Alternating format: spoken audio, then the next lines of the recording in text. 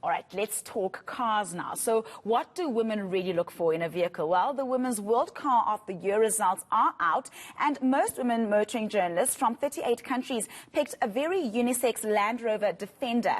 They like its technology as well as its comfort. But what informs women's decisions when buying a car, and what tips are there for making that all-important purchase? Well, let's discuss this with Seugnette van Wyngaard. She is the head of First Women Insurance. A very good morning to you, Seugnette. This is such an interesting topic for me because I know very little about cars, and I was actually doing some reading on this, and I was surprised that for decades now people have actually been trying to design the perfect car for women, and it hasn't always gone down so well, has it?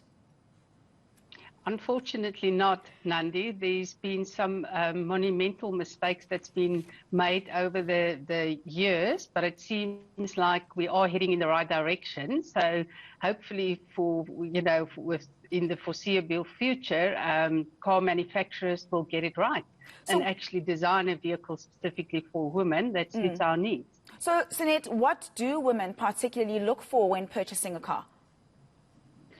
I think some studies show that, we're not unique or different in any other way to men. Then what we are looking for in a car is simply durability and reliability. And I think some of the studies also shows that when buying a car, safety is of primary importance to women, and followed by the vehicle performance and economy. So no surprises there. How much power and influence do women actually have in car buying decisions? I think it's a lot more than people realize. Absolutely. Again, some studies show that 80% of decisions made when buying a vehicle is made by women. So manufacturers should definitely take note.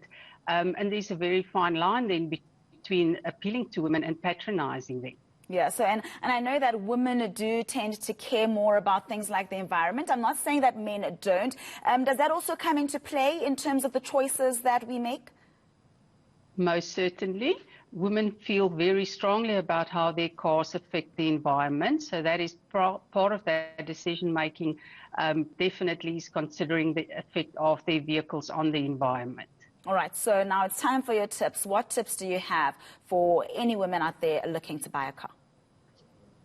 So I think there's some really practical tips that we found that when making that decision. So we can start off by just, before you make any decision, research carefully.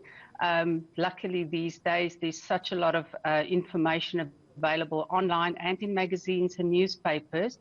So it's virtually impossible to make the wrong decision. So research carefully, do your reading before you make a choice.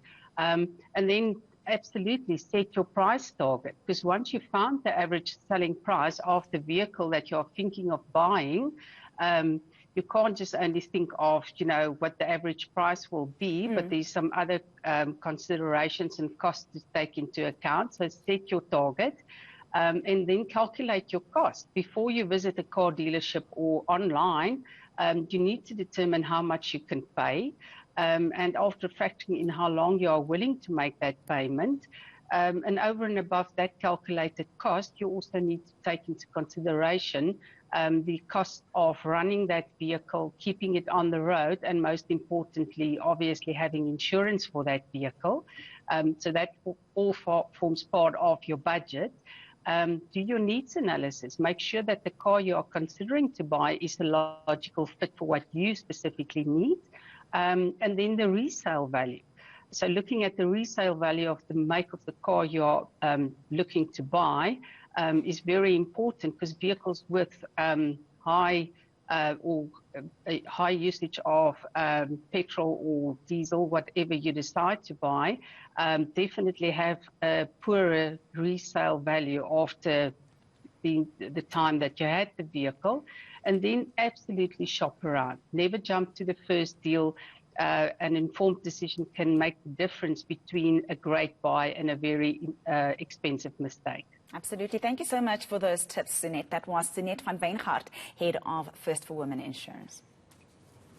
I remember speaking to a couple of female friends of mine when they were looking at vehicles from the practical side, and I think Seugnette touched on it very briefly. Apart from it being economical and good for the environment, they brought up a couple of good tips. One was, in the higher-end cars, you've got these new vehicles where if you swipe your foot behind the boot opens automatically, because moms are generally holding babies and groceries. The other thing was having an automatic car, because if baby's crying, it's again going to the belief that moms are looking after the children more in the car. Automatic gearbox, I think, is a great one as well. And run flats, because mom and baby don't want to stop to change a tyre. And sometimes we don't know how. So there's some practicals, and that's from female friends of mine. It actually made sense, because I'd never thought of it like that. Oh, well, there you have it. Gareth Edwards with some tips for women on buying cars. I'll send you the invoice later.